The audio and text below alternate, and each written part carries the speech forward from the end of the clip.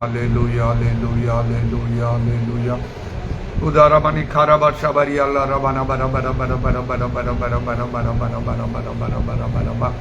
तुम नाम धन्य तुम नाम धन्य तुम नाम धन्य तुम नाम धन्य तुम नाम धन्य तुम नाम धन्य तुम नाम धन्य तुम्हारा पवित्र नाम रो धन्यवाद धन्यवाद धन्यवाद धन्यवाद धन्यवाद धन्यवाद धन्यवाद धन्यवाद धन्यवाद उरावत रमणी खरबा शबरी अल्लाह Ramna bara bara bara bara bara bara bara bara bara bara bara Urabandalla Rabani Biri Biri Biri Biri Bara Bara Bara Bara Bara Bara Bara Bara Bara Bara Bara Bara Bara Bara Hallelujah Hallelujah Hallelujah Hallelujah Hallelujah Hallelujah Hallelujah Hallelujah तुम्हें महान महान महान महान महान महान महान महान महान महान महान महान महान महान तुम्हें महान व सर्वशक्तिमान परमेश्वर उतरवानी खूरवत्रमन दरव शबरी अल्लाह Rama उदरवानी खारबंदल्ला Raman दरबंदल्ला Raman दरबंदल्ला Rama Hallelujah, hallelujah, hallelujah, hallelujah, hallelujah, hallelujah.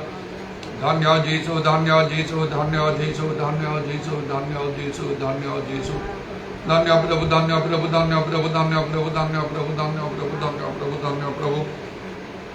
Dhanya Tumhara Pitanam, Dhanya Tumhara Pitanam, Dhanya Tumhara Pitanam, Dhanya Tumhara Pitanam, Dhanya Tumhara Pitanam. Oh Lord, Hamar, Samar, Samar, Samar, Samar, Samar, Samar, Samar, Samar, Samar, Samar.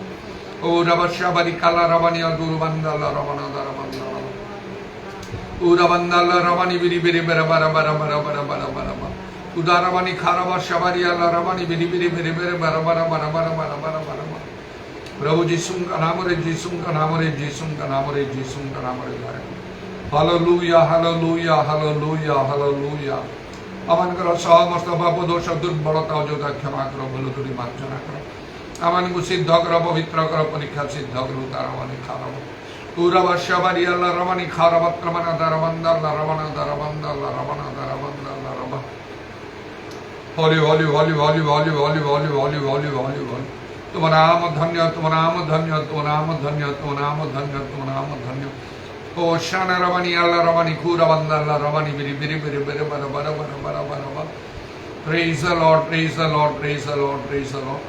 Thank you, Jesus. Thank you, Jesus. Thank you, Jesus. Thank you, Jesus. Glory be your name. Glory be your name. Glory be your name. Glory be your name. Glory be your name. Glory be your name. Glory be your name.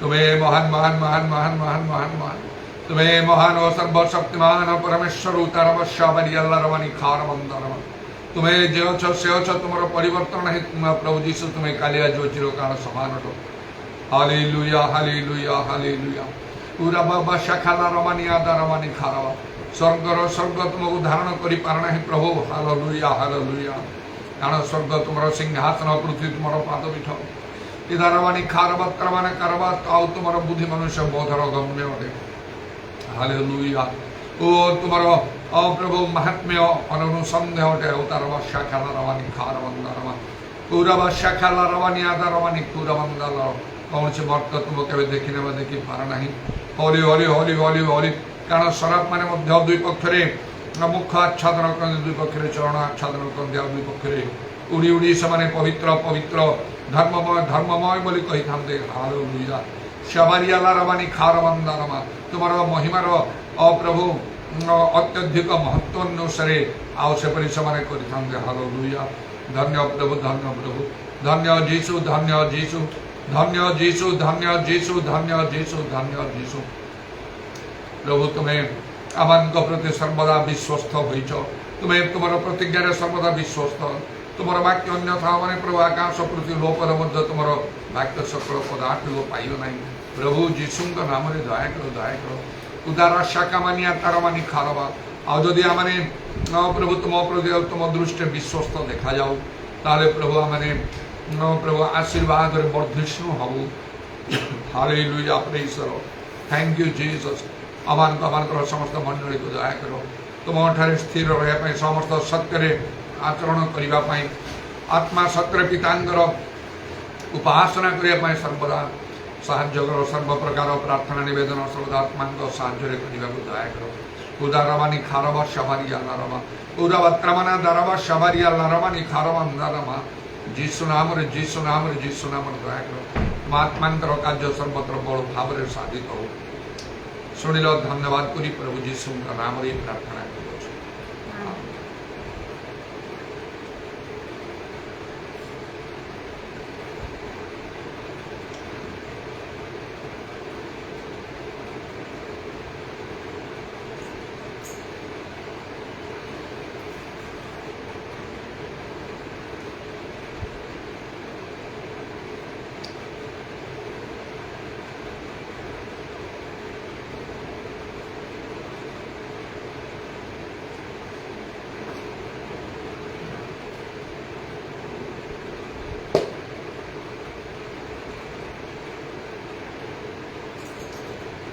तुझे ऊंचा उठाओ, तेरी महिमा में गाऊं।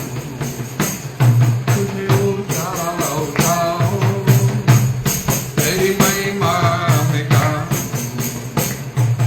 तेरे आगे यीशु मैं अपना सर को झुकाऊं।